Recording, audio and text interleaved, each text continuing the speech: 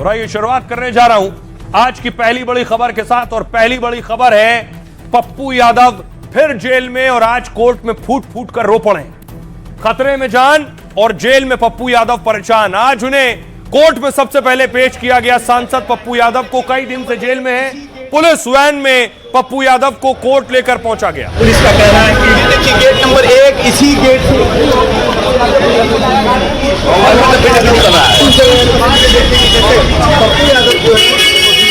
मौजूद है। सर देखिए पप्पू यादव जी। हाँ अंदर कैसे जाएगी पप्पू जी, कुछ कहिए ना। पप्पू यादव जेल वैन में थे और वैन के अंदर पप्पू की तस्वीर सामने आई। अंदर बैठे हुए थे पप्पू। क्या कहिएगा पप्पू जी? पप्पू जी क्या कहिएगा? पप्पू जी क्या कहना है? पप्पू जी देखिए नजर आ रहे हैं, पप्पू यादव नजर आ रहे हैं, वापस जेल जा रहे हैं, हाथ जोड़ते हुए पप्पू यादव नजर आ रहे हैं। एक्सक्लूसिव पप्पू यादव क्या जी कहिएगा पप्पू जी? पप्पू जी क्या कहिएगा? पप्पू जी क्या कहना है? पप्पू जी देखिए नजर आ रहे हैं, पप्पू यादव नजर आ रहे हैं, वापस जेल जा रहे हैं, हाथ जोड़ते हुए पप्पू यादव नजर आ तस्वीर रहे आप देख हैं। रहे हैं। पप्पू यादव पहुंचे, पुलिस की वैन के अंदर हैं, चारों तरफ से ढकी हुई थी।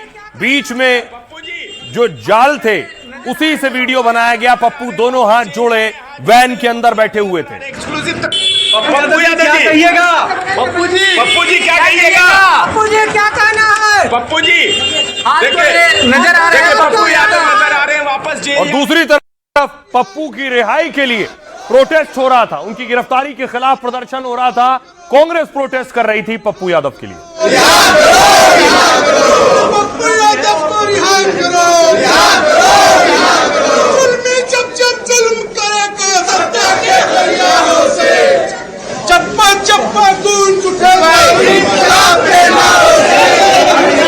छपरा को तोड़ देना।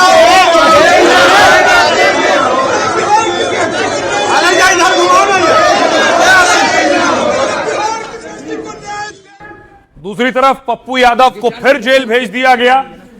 पप्पू यादव को मेडिकल कराया गया और उसके बाद एम्बुलेंस से वो जेल पहुंचे।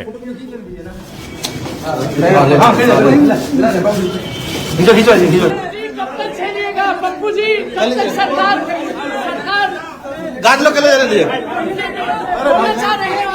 पप्पू यादव कह रहे हैं कि उनकी जान को खतरा है। पप्पू यादव कह रहे हैं उन्हें जेल में जहर का इंजेक्शन दिया जा सकता है। अरे अपना लड़का है।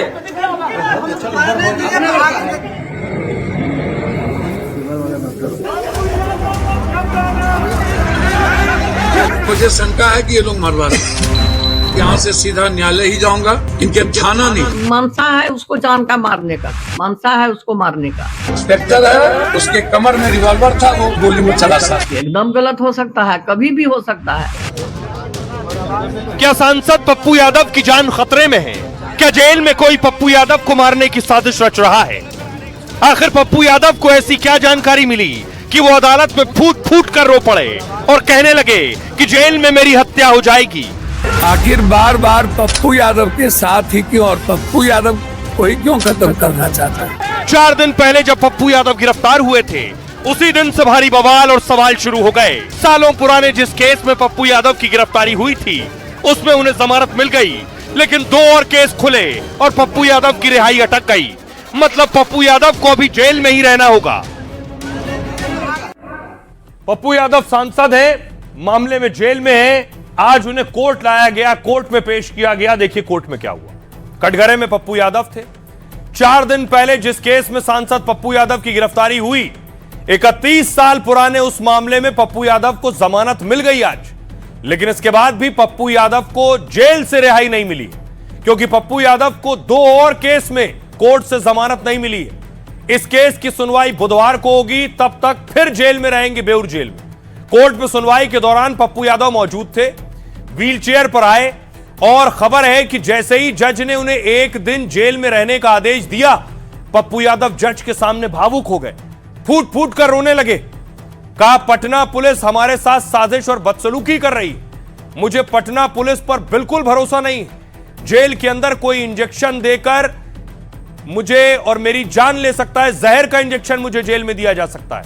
पुलिस जानबूझकर हमें किसी न किसी केस में फंसा रही है ताकि हम जेल से बाहर ना सकें और न्याय की लड़ाई न लड़ सकें। कोर्ट में सुनवाई से पहले पप्पू यादव ने एसएसपी पटना को भेजा पत्र भी साझा किया। कहा, कोर्ट मुझे फरार बता रही है जबकि पुलिस के पास मेरी जानकारी है, सारी जानकारी है। पप्पू यादव के सचिव ने कहा, सांसद का हर पल सार्वजनिक होता है। जब वो पटना में होते हैं तो उनका कार्यक्रम पटना पुलिस को दिया जाता है। डीजीपी और पटना के एसएसपी को सुरक्षा इंतजाम की पूरी डिटेल देते हैं। फिर वो पुलिस की नजर में फरार कैसे हो सकते हैं, क्यों गिरफ्तारी हुई है? अब सुनिए जरा, पप्पू यादव की माताजी पप्पू यादव की जान को खतरा बता रही हैं और यही दावा पप्पू भी कर चुके हैं। मनसा है उसको जान का मारने का, मनसा है उसको जान का मारने का। कैसे कम आज भी कोर्ट ने जाने दिया, मनसा है उसको मारने का। एकदम गलत हो सकता है, कभी भी हो सकता है, ये मेरा शक है। इसके लिए मेरा बेटा को जल्दी रिहा किया जाए। इंस्पेक्टर है, उसके कमर में रिवॉल्वर था, वो गोली में चला सकता था। मैं सीधा कर रहा हूँ। हमको लगा कोई गोली तो नहीं मार देगा, कौन आ गया। हमको डर लगा कोई मारने तो नहीं आ गया। बार बार पप्पू यादव के साथ ही क्यों, और पप्पू यादव को ही क्यों खत्म करना चाहते हैं। अब देखिए, पप्पू यादव को जमानत तो मिल गई, लेकिन उन पर एक और मुकदमा दर्ज हो गया जिसमें जेल में रहना होगा। जब गिरफ्तारी हुई थी तो पप्पू यादव के समर्थक पुलिस के काम में बाधा पहुंचा रहे थे।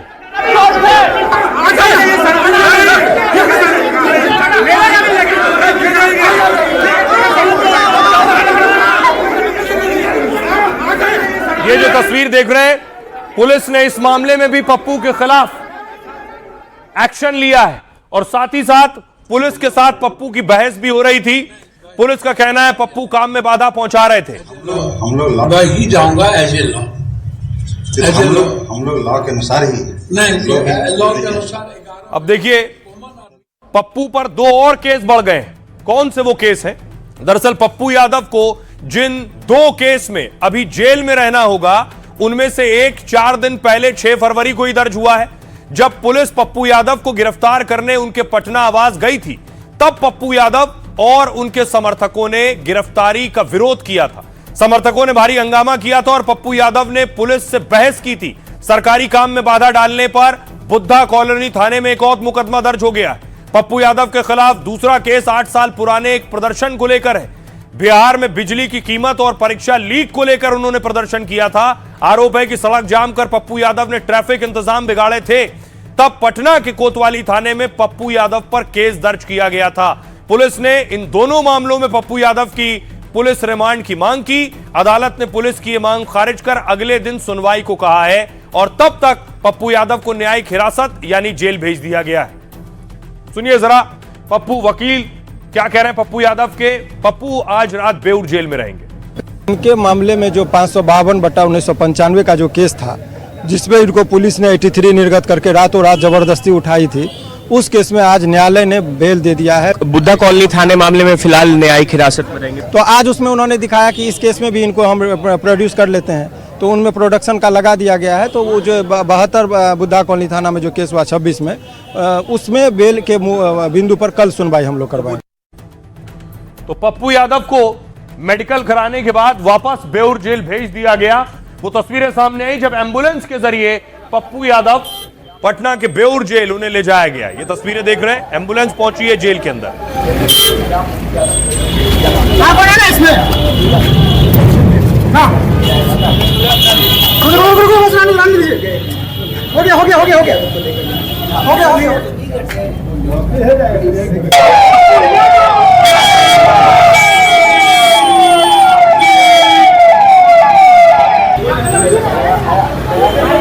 अब देखिए जरा, इस पर सियासत भी खूब हो रही है। पप्पू यादव के सोशल मीडिया हैंडल से संदेश आया कि न्याय के लिए अन्याय से लड़ेंगे, नाम पप्पू है, साजिशों से न डरेंगे।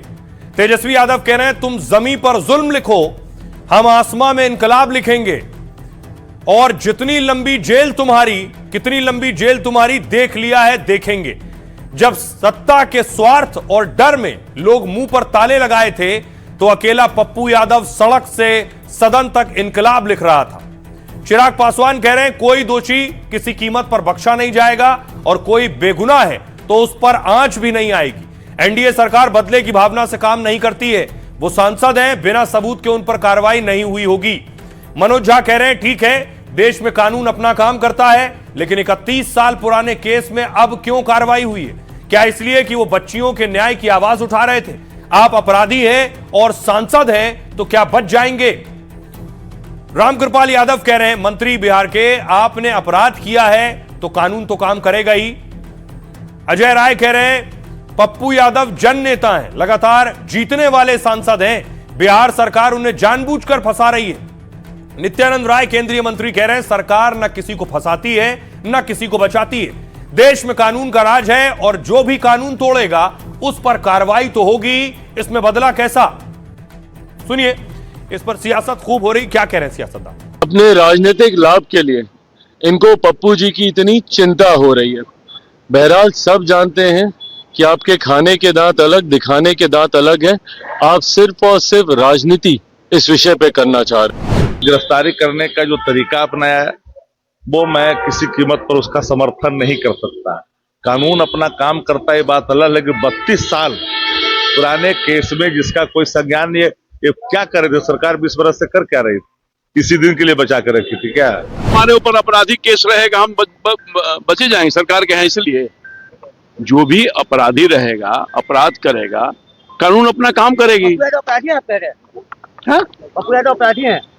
कह रहे हैं, वो तो प्रूफ करता है न्यायालय, केस है ना, तो केस कानून कार्रवाई नहीं करेगी। उनकी आवाज बनकर के मजबूती से सरकार को घेरने का काम किया जाएगा। पूरी तरह से लॉ एंड ऑर्डर ध्वस्त है, चौपट हो चुका है। कुर्की जब्ती निकालना पड़ा तो पुलिस क्या न्यायालय के आदेश को नहीं माने? न्यायालय के आदेश को पुलिस को मानना चाहिए ना भाई, कि न्यायालय का आदेश नहीं माने। तो जब न्यायालय का आदेश माना गया है, अब वो पप्पू यादव हैं चाहे कोई भी हैं, न्यायालय का आदेश का पालन हुआ है। और ये आज बिहार विधान परिषद में भी हंगामा हुआ, कल भी बवाल हुआ था। राबड़ी देवी को नीतीश कुमार ने कुछ ऐसा कहा जिस पर बवाल हुआ। नीतीश कुमार ने कह दिया था ये लड़की, सामने राबड़ी देवी बैठी थी। ये कोई काम किया है? ये लड़की है, ये कोई काम किया है? ये लड़की है, इसके जो वो हट गए कुछ दिन के बाद तैसी को बना दिया। ये लोग कोई काम चीज है?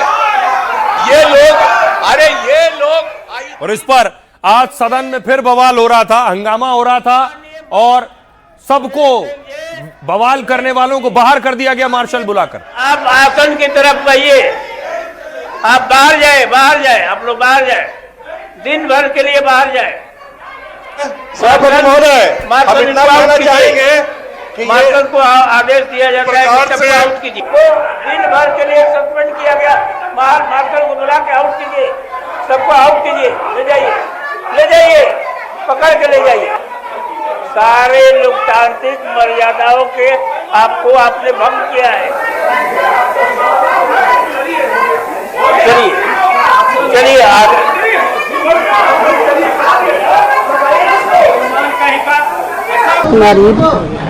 मुख्यमंत्री है, मुख्यमंत्री के गर्मा को भूला गया है।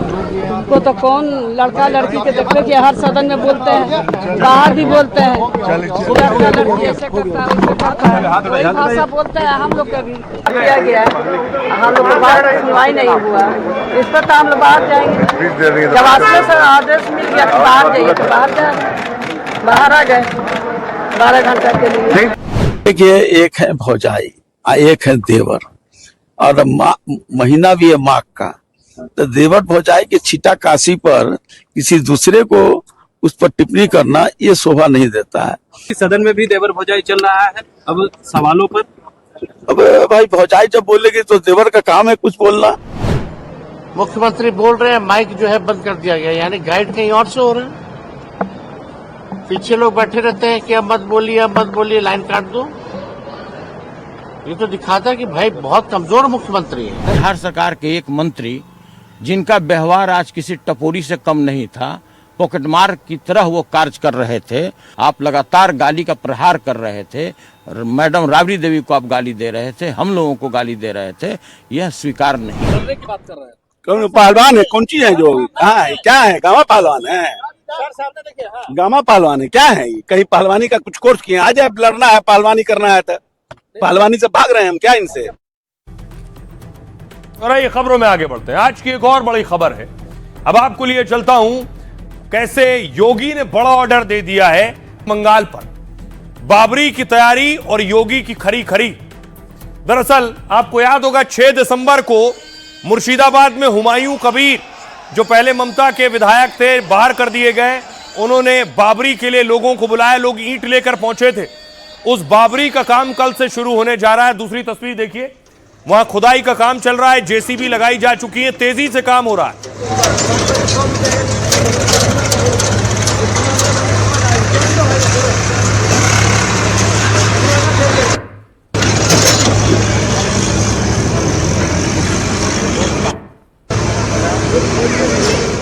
दूसरी तरफ हिंदू संगठन उत्तर प्रदेश से मुर्शिदाबाद जा रहे हैं कि बाबरी बनने नहीं देंगे। हम आएंगे, बाबरी फिर गिराएंगे। जय श्री राम, हर महादेव, हर महादेव, जय श्री राम, जय श्री राम, जय जय जय जय श्री राम।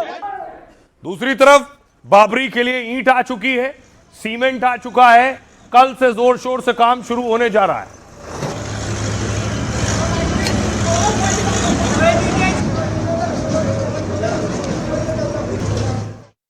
और लखनऊ से हिंदू संगठन गाड़ियों का काफिला लेकर मुर्शिदाबाद के लिए निकले हैं रोकने के लिए।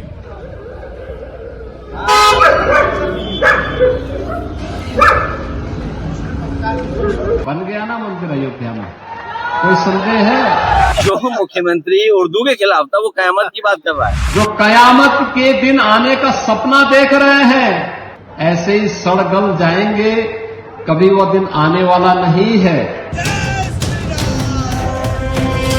तैयारी उधर है तो तैयारी इधर भी है, मोर्चाबंदी उधर है तो घेराबंदी इधर भी है, चुनौती उधर है तो चुनौती इधर से भी है। मामला बंगाल के बाबरी मस्जिद का है, बात उस मस्जिद की जिसे सियासी प्रयोग बनाने की कोशिश हो रही है। बन गया ना मंदिर अयोध्या में, कोई संदेह है? जो कयामत के दिन आने का सपना देख रहे हैं, ऐसे ही सड़ गल जाएंगे, कभी वो दिन आने वाला नहीं है। जब मुख्यमंत्री घिर जाते हैं, बीजेपी कमजोर हो जाती है, उनकी कुर्सी जाने का डर बढ़ जाता है, कम्युनल हो जाते हैं।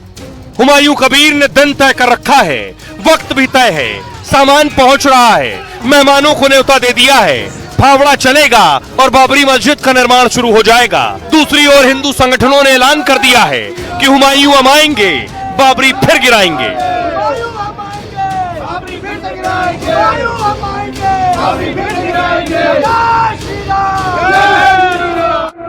अब देखिए जरा हिंदू संगठन किस तैयारी में है।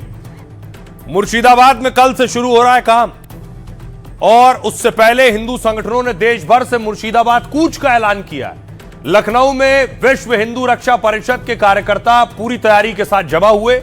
उन्होंने 2 घंटे तक प्रदर्शन किया, उनके हाथों में कुल्हाड़ी और फावड़ा भी था, लेकिन जब वो 15 कारों के काफिले के साथ निकले तो पुलिस ने उन्हें रोक लिया।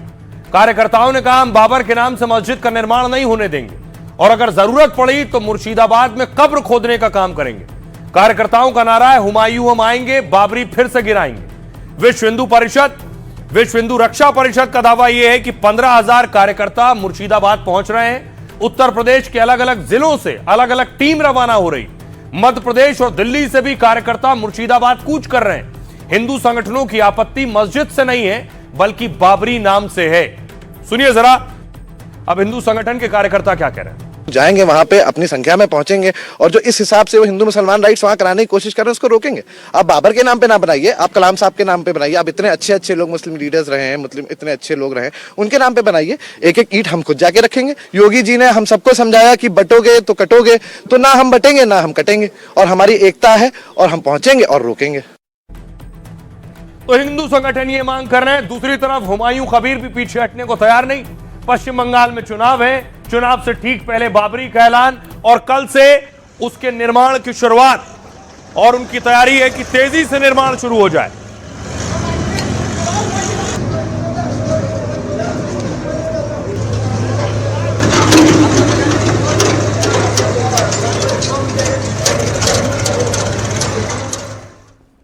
अब देखिए जरा हुमायूं कबीर की तैयारी क्या है। कल से बाबरी मस्जिद के निर्माण की शुरुआत होगी। निर्माण स्थल पर करीब 1200 लोग जमा होंगे। कार्यक्रम की शुरुआत सुबह 10 बजे से होगी, जहां 1.5 घंटे तक पहले कुरान का पाठ किया जाएगा। दोपहर 12 बजे निर्माण कार्य की शुरुआत हो जाएगी। मस्जिद का डिजाइन जारी कर दिया गया है और इस बीच हुमायूं कबीर ने हिंदू संगठनों को जवाब दिया है। उन्होंने कहा कि यह अयोध्या नहीं है, यह मुर्शिदाबाद है।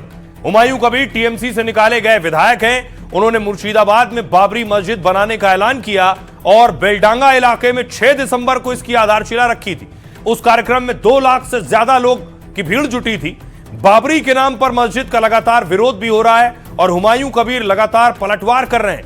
वो कह चुके हैं 100 मुसलमान शहीद होंगे तो 500 को ले जाएंगे। इस तरह के उकसाने वाले और भड़काने वाले बयान भी दिए जा रहे हैं। सुनिए जरा सियासतदानों।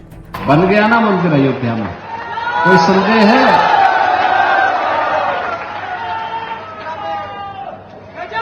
कोई संदेह है? और हम आज फिर इस बात को कह रहे हैं कि कयामत के दिन तक भी कभी कयामत का दिन तो कभी आना ही नहीं है और इसलिए बाबरी ढांचे का पुनर्निर्माण कभी होना ही नहीं। जो कयामत के दिन आने का सपना देख रहे हैं ऐसे ही सड़गल जाएंगे, कभी वो दिन आने वाला नहीं है।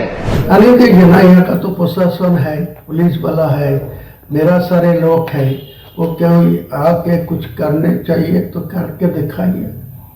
मैं तैयार हूँ उनको फेस करने का, उनको मुकाबला करने का, इनको साथ मेरा मस्जिद कोई तोड़ने आएगी उनको रोकने का मैं तैयार हूँ। जो मुख्यमंत्री उर्दू के खिलाफ था वो कयामत की बात कर रहा है। अरे कयामत के अलावा कोई दूसरा शब्द इस्तेमाल करो। फिर कहता हूं मैं आपसे, जब मुख्यमंत्री घिर जाते हैं, बीजेपी कमजोर हो जाती है, उनकी कुर्सी जाने का डर बढ़ जाता है, कम्युनल हो जाती है। मुर्शिदाबाद में जो है टीएमसी के विधायक हैं, उन्होंने राजनीति किया है। उनको बाबरी मस्जिद बनाने की जो सोच रहे हैं वो राजनीति कर रहे हैं, हिंदू मुसलमानों के बीच में दरार पैदा कर रहे हैं। उनको चाहिए कि बाबरी मस्जिद का नाम लेना बंद करें। राइट, खबरों में आगे बढ़ते हैं। खबर पार्लियामेंट से है। पार्लियामेंट में क्या बवाल चल रहा है? पार्लियामेंट में तैयारी यह है कि अविश्वास पर भारी तनाव है। आज राहुल गांधी जो किताब लेकर पहुंचे थे उस पर भी बवाल हो रहा है, लेकिन राहुल गांधी भी पोस्टर लेकर पहुंचे थे और पीएम मोदी के खिलाफ पोस्टर था वो। Image this is the image. ये दिखा दीजिए यहां पे, ये ठीक से दिखाइए। This is the image that you have to understand. ये हुआ है जो यूएस के साथ ट्रेड डील हुई है वो इस कारण हुई है। ये हुआ है, ठीक है? क्लियरली इसको समझिए। राहुल गांधी एक पोस्टर लेकर पहुंचे थे तो दूसरी तरफ गिरिराज सिंह भी पोस्टर लेकर पहुंचे थे। पोस्टर वॉर शुरू था। देश की गरिमा को कांग्रेस पार्टी आज से नहीं, नेहरू के जमाने से तार तार किया है। ये नेहरू जी ने अपनी आकांक्षाओं को, अपनी कामनाओं को पूरा करने के लिए उन्होंने कश्मीर को गिरवी रखा, यूनाइटेड नेशन गए, पीओ को दे दिया, इसलिए। और दूसरा है अंग्रेज के बाहों में सरेंडर किया, ये नेहरू ने।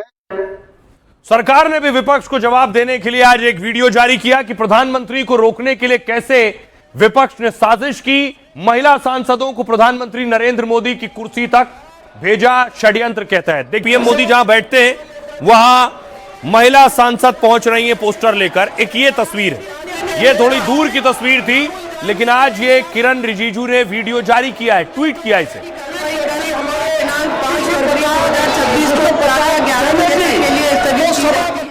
अब नजदीक से इस तस्वीर को दिखाऊं मैं आपको, जिसमें आपको साफ नजर आएगा या नीचे की तरफ महिला सांसद पहुंच रही हैं पोस्टर लेकर। और देखिए जरा, पीएम मोदी वहीं बैठते हैं, सबसे आगे पीएम मोदी बैठते हैं, वहीं सांसद पहुंच रही हैं। पीछे जो सांसद हैं वो सांसद बार बार इशारा कर रहे हैं सांसदों से कि महिला सांसदों से आप हट जाइए, पीएम मोदी आएंगे, यहां पोस्टर लेकर मत खड़े होइए, पीएम मोदी के रास्ते में आप अवरोध पैदा कर रही हैं। लेकिन सांसद वहीं खड़ी थी, इसीलिए पीएम मोदी को आने से रोका गया।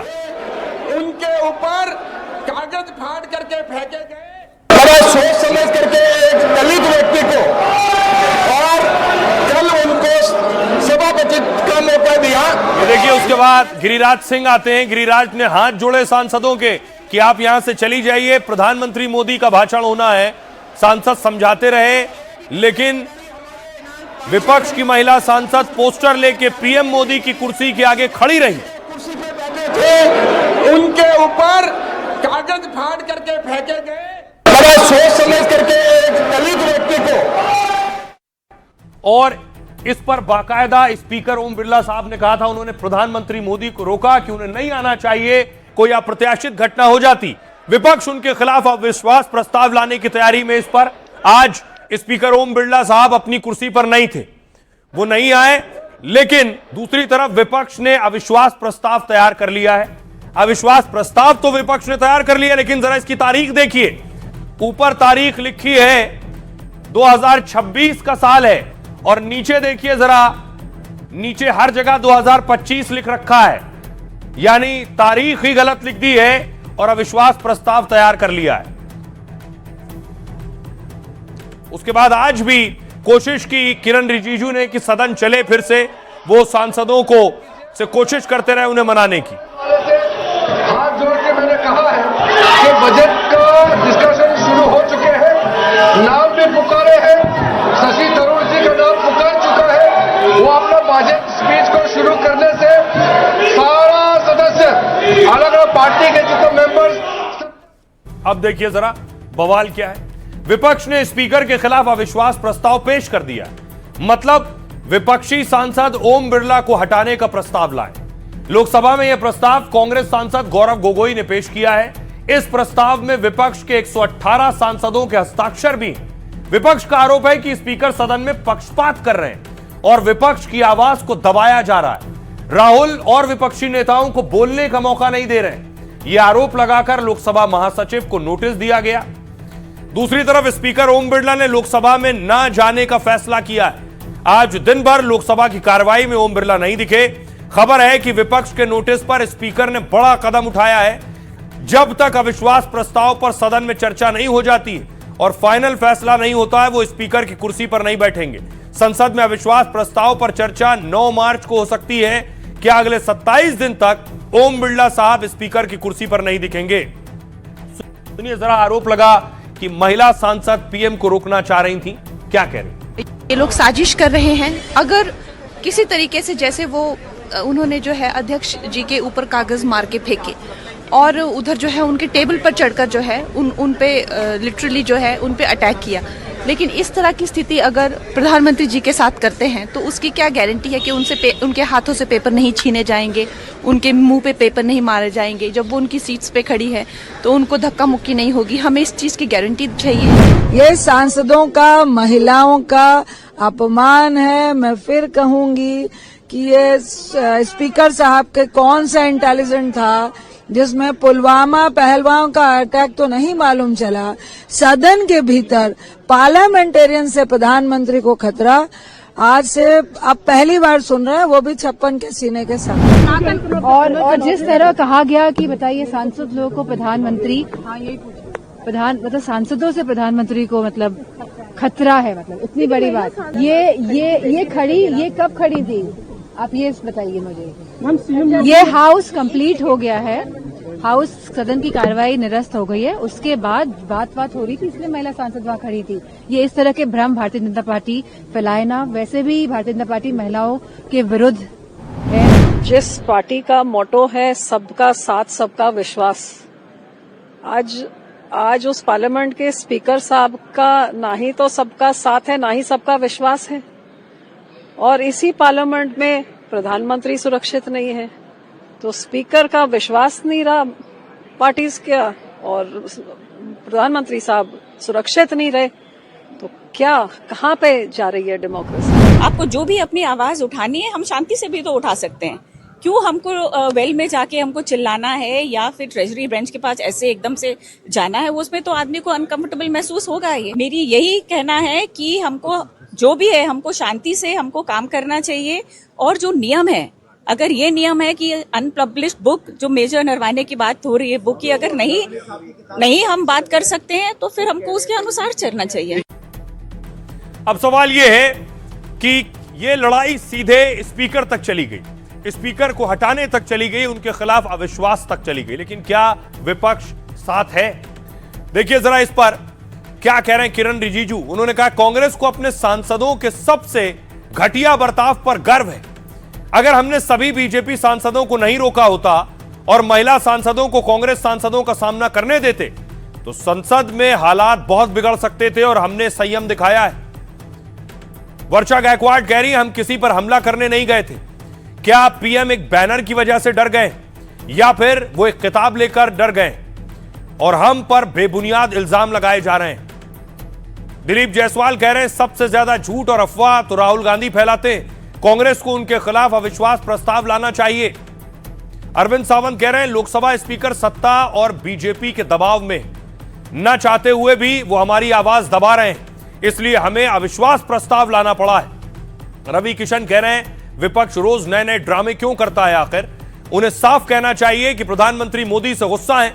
विपक्ष पूरी दुनिया और भारत में खुद को बेवकूफ बना रहा है। धनखड़ के खिलाफ भी यही किया था, अब फिर मुंह की खाएंगे। सुनिए जरा इस पर सियासतदानों को वो क्या कहते हैं। ये अमर्यादित है, निंदनीय है, चोरी और सिनाजोरी। एलओपी का कर्तव्य नहीं निभा रहे हैं, संसदीय गरिमा को तार तार कर रहे हैं और ये भी दिख रहा कि इनके साथ पूरा विपक्ष नहीं है इनके मत से। ये गांव में कभी कोई एकाध व्यक्ति होता है जो कहता है जो मैं कह दिया सो कह दिया। राहुल गांधी जी जनता के आशीर्वाद से निकला हुआ नरेंद्र मोदी प्रधानमंत्री है। रानी के पेट से अब नहीं प्रधानमंत्री बनेगा। शर्मनाक है। तो जब भेदभाव के नजरिए से ड्यूटी निभाई जाती है तो प्रजातंत्र में विपक्ष की जिम्मेदारी होती है कि उस भेदभाव को हटाकर उनके बारे में एक्शन लिया जाए, कार्रवाई की जाए। उसी के अंतर्गत ये निर्णय लिया गया। इतना अच्छा ढंग से सदन वो चलाना चाहते हैं स्पीकर साहब, लेकिन ये लोग विपक्षी जो है वो चलने देना नहीं चाहते हैं। वो अपनी बात रखते नहीं है, हल्ला करते हैं और आउट होते हैं। अभी तो चल रहा है, लेकिन ये जो लाया जा रहा है तो वो गलत है। वो तो इस तरह से कभी हुआ ही नहीं था। मैं तो पहले भी सांसद रही हूँ। जो लीडर्स ने डिसाइड किया तो वो सभी सांसदों ने करा है। अब देखते हैं, डेडलॉक तो खत्म हो गया है, बिकॉज अपोजिशन कभी नहीं चाहता है कि संसद ना चले। हम तो चाहते हैं, क्योंकि हम अपने क्षेत्रों में जाते हैं, हम चाहते हैं अपनी बात रखें सदन में आके, लेकिन सरकार नहीं चाहती है कि सच्चाई देश के सामने आए। संसद में एक और बात पर बवाल चल रहा है, वो है किताब जनरल नरवणे साहब की 4 स्टार्स ऑफ डेस्टिनी। अब आपको बताऊं, राहुल गांधी ये किताब लेकर पहुंचे थे। राहुल गांधी ये किताब कैसे मिली राहुल गांधी को सवाल ये, क्योंकि ये किताब आज तक छपी नहीं। अब इस पर अलग अलग लोग अलग अलग बयान दे रहे हैं। खुद एक ट्वीट सामने आया आर्मी चीफ का जनरल नरवणे का, जिसमें वो दावा कर रहे थे कि पेंगुइन इंडिया ने कहा कि जल्द ही किताब आने वाली है, आप इसे बुक करा लें।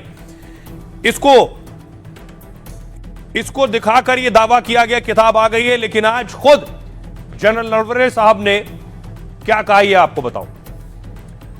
राहुल गांधी ने नरवणे की जिस किताब से केंद्र को घेरा था, उस किताब की छपाई को लेकर बवाल शुरू हो गया। 4 फरवरी को राहुल गांधी ने संसद परिसर में किताब दिखाई, लेकिन किताब को छापने वाली कंपनी ने कहा अब तक प्रकाशन नहीं हुआ है, न ही इसका कोई हिस्सा सार्वजनिक किया गया है। कंपनी ने कहा प्रकाशन के सभी अधिकार हमारे पास हैं। किताब की ना तो कोई छपी हुई कॉपी आई है और ना ही डिजिटल कॉपी आई। इसके जवाब में राहुल गांधी ने प्रतिक्रिया दी। उन्होंने दावा किया कि एमएम नरवणे ने एक्स पर पोस्ट किया था, लिखा था हेलो दोस्तों मेरी किताब अब अवेलेबल है, लिंक फॉलो करें। या तो एमएम नरवणे साहब झूठ बोल रहे हैं या पेंगुइन झूठ बोल रही है, जो प्रकाशक कंपनी है। उन्होंने कहा मैंने आर्मी चीफ पर विश्वास करना चुना है, क्या आप नरवणे की बजाय पेंगुइन पर विश्वास करेंगे? अब नरवणे साहब ने इस पर प्रतिक्रिया दी। आर्मी चीफ ने प्रकाशक के बयान को ही सोशल मीडिया पर दोबारा पोस्ट किया। सोशल मीडिया पर उन्होंने लिखा यह है मेरी बुक पर स्थिति, यानी कि मेरी किताब अब तक प्रकाशित नहीं हुई है, वो कह रहे हैं। इस मामले को लेकर दिल्ली पुलिस ने एक एफआईआर भी दर्ज की है। एफआईआर किताब के अवैध लीक और ऑनलाइन बिकने के दावे पर हुई है। सोशल मीडिया पर दावा है कि प्रकाशन से पहले की कॉपी बांटी जा रही है। दिल्ली पुलिस की स्पेशल सेल इस मामले को लेकर अब जांच कर रही है। सुनिए जरा इस पर क्या कह रहे हैं सियासतदान। पेंगुइन ने भी ये कहा है कि न ऐसी कोई पुस्तक अभी प्रकाशित हुई है और इस प्रकार का कोई भी पुस्तक की प्रति यदि किसी के हाथ में है तो वो पूर्णतः अलग है और वो कॉपीराइट का उल्लंघन है। आज लेखक और पूर्व थल सेना अध्यक्ष नरवणे जी ने भी बिल्कुल स्पष्ट कर दिया है। तो अब बिल्कुल स्पष्ट है जो कल राहुल गांधी जी ने कहा था कौन झूठ बोल रहा है। अब प्रकाशक और लेखक दोनों के स्पष्टीकरण के बाद सिर्फ एक ही व्यक्ति झूठ बोल रहे हैं और वो है नेता प्रतिपक्ष राहुल गांधी जी। राहुल गांधी अब क्या बोलेंगे? क्या नियम को तोड़ करके बोलेंगे? क्या एक परिपाटी बना दी जाएगी उनके लिए क्योंकि वो नेहरू खानदान के हैं? नेहरू खानदान के होने से कोई उनके बात को नियम के विरुद्ध हो तो कहां से होगा? अब तो इन्होंने दिया है ठहरे न, अब इन पर भी इनकी सदस्यता जाएगी। किनकी? राहुल गांधी की। राहुल गांधी की। क्यों? अरे तो चोरी किए हैं किताब, साबित करें कहां से लाए। और राहुल गांधी जी ने जो ऑथेंटिकेट किया, आज जब पेंगुइन ने बोल दिया कि हमने ऐसा कोई बुक पब्लिश नहीं किया है तो सजा तो राहुल गांधी को मिलनी चाहिए। आप सदन के अंदर बार बार और उस किताब की ऑथेंटिसिटी के ऊपर ये प्रश्न उठे हैं और उससे ज्यादा क्लियर ये कि चेयर ने उस पर एक रूलिंग दे दी है। तो जब उस पर रूलिंग हो चुकी है उसके बाद बार बार उसको मुद्दा बनाना, और मैं पूछना चाहूंगा कि भाई क्या और कोई विषय नहीं है हमारे देश में? सिर्फ ये किताब एकमात्र विषय बन के रह गया है। और आइए खबरों में आगे बढ़ते हैं। कल उत्तर प्रदेश से एक और खबर आई जिससे बवाल बढ़ गया। क्या थी? ठाकुराइन को गुस्सा क्यों आया? एक वीडियो आया एचडीएफसी बैंक में काम करने वाली कर्मचारी का और उसके बयान पर बवाल शुरू हुआ। आज इसकी सफाई आई है, सुनिए। मैं उनको बोल रही हूँ, मैंने इनकी लैंग्वेज मैंने सिर्फ बहन बोला था, सिर्फ बहन। मैंने कैमरा अगर उसमें सुनाई दो मेरी लैंग्वेज नहीं सुधार पाएगी। ऐसे की तैसे रुक जाइए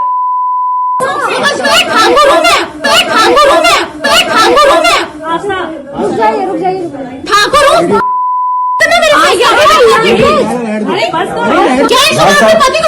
मैं उनको बोल रही हूँ, मैंने इनकी लैंग्वेज मैंने सिर्फ बहन बोला था, सिर्फ बहन। मैंने कैमरा अगर उसमें सुनाई दो मेरी लैंग्वेज नहीं सुधार पाएगी। ऐसे की तैसे रुक जाइए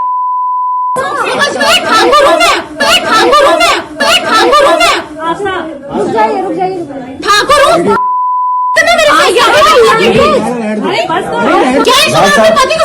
मैं उनको बोल रही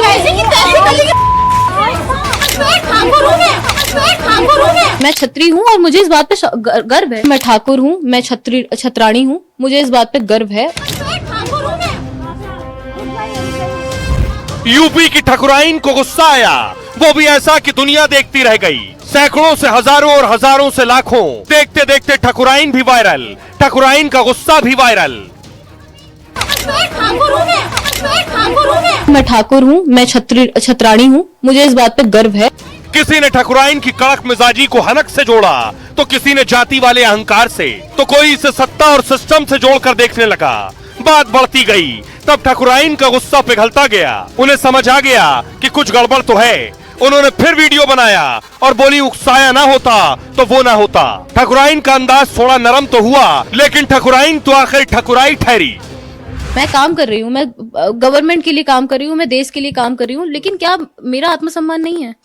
मैंने अपने आप को उच्च दिखाया, पर क्या मैंने किसी को वहां निम्न का दर्जा दिया है? अब आइए आपको बताता हूं पूरी कहानी है क्या। ये लड़ाई ठाकुर ठाकुराइन तक कहां पहुंच गई, कितना सच है इसमें। कानपुर की जिस महिला कर्मचारी ने कहा था मैं ठाकुर हूं और धमकी दी थी कि बदमाशी की तो ऐसी तैसी कर दूंगी, उस कर्मचारी आस्था ने अब सफाई और पूरी कहानी बताई। आस्था ने कहा वीडियो गलत संदर्भ में वायरल किया गया। बैंक में बहस का यह वीडियो किसी ग्राहक से जुड़ा नहीं है। बैंक में साथ काम करने वाली एक महिला ने इस्तीफा दिया था। जिस दिन इस्तीफा दिया उसी दिन वो रिलीविंग भी मांग रही थी।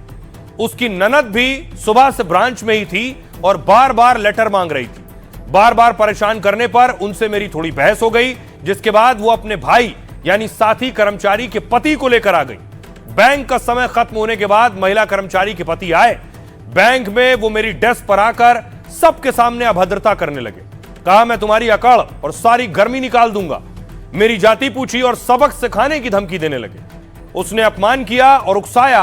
इसी वजह से मैंने जवाब दिया, मैं मानती हूं कि मेरे कुछ शब्द गलत हो सकते हैं। सार्वजनिक सेवा में शब्दों का चयन सोच समझकर होना चाहिए, लेकिन धमकी और अपमान वाली भाषा को बर्दाश्त नहीं किया जा सकता।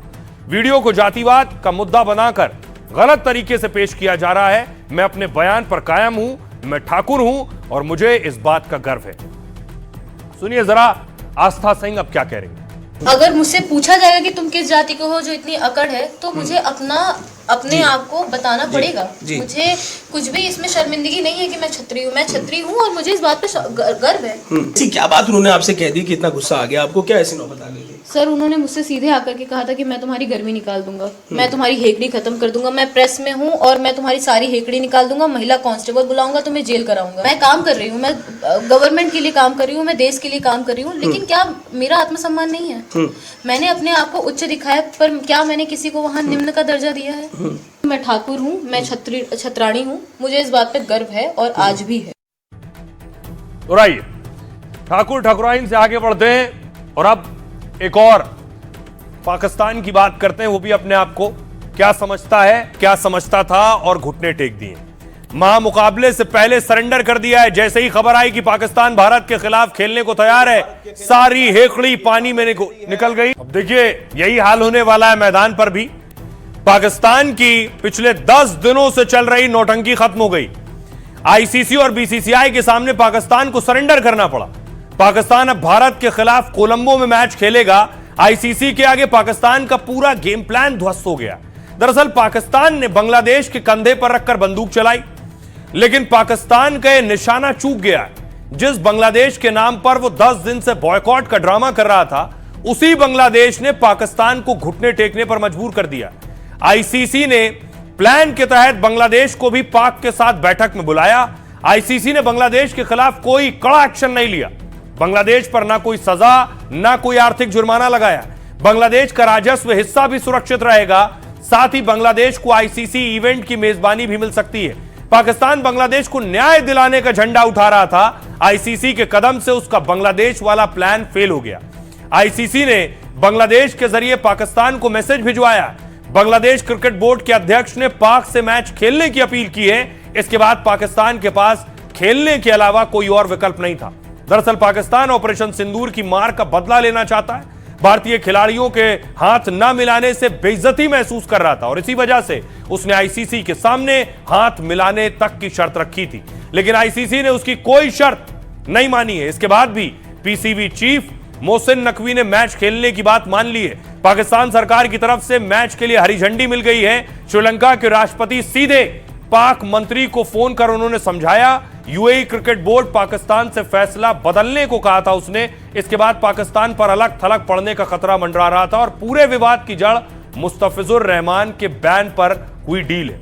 दावा आईसीसी और बांग्लादेश क्रिकेट बोर्ड के बीच इस पर बात बनी और T20 विश्व कप के बाद इसका कोई खुलासा हो सकता है। सोचिए जरा, पाकिस्तान में मजाक भी उड़ रहा है उनका, क्योंकि पहले नाना कर रहे थे, लेकिन अब भारत पाकिस्तान का मैच हो रहा है। पूरी दुनिया क्रिकेट में अगर सबसे ज्यादा कोई मैच देखना चाहती है तो भारत और पाकिस्तान का ये मैच होगा कोलंबो के प्रेमदासा स्टेडियम में।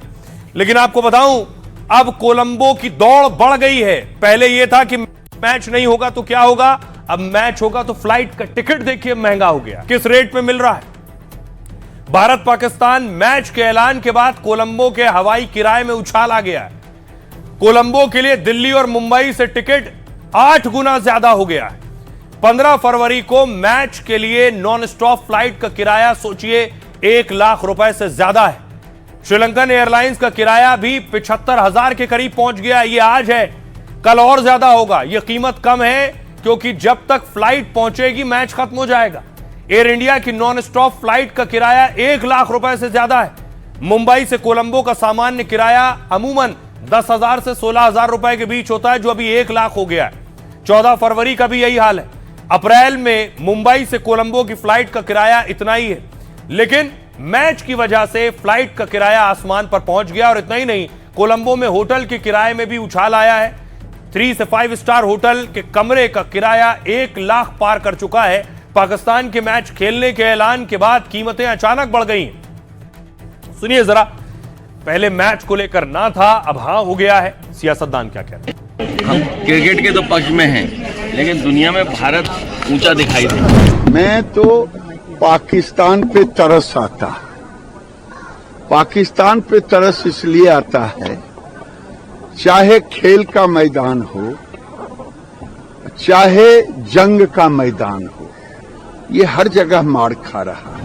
पाकिस्तान से दरिंदे आतंकवादी आए और बेगुनाह बेकसूर पर्यटकों को मजहब के नाम पे उनके बीवी बच्चों के सामने उनका कत्ल कर दिया।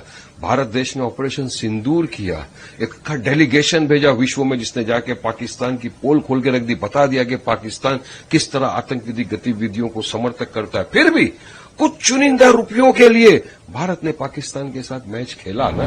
अरे मगर जब पाकिस्तान के लोगों ने आतंकवाद, इतना बड़ा आतंकवाद कश्मीर में किया, तो भारतवर्ष को पाकिस्तान के साथ खेलने की जरूरत ही नहीं थी। क्यों खेले उनके साथ?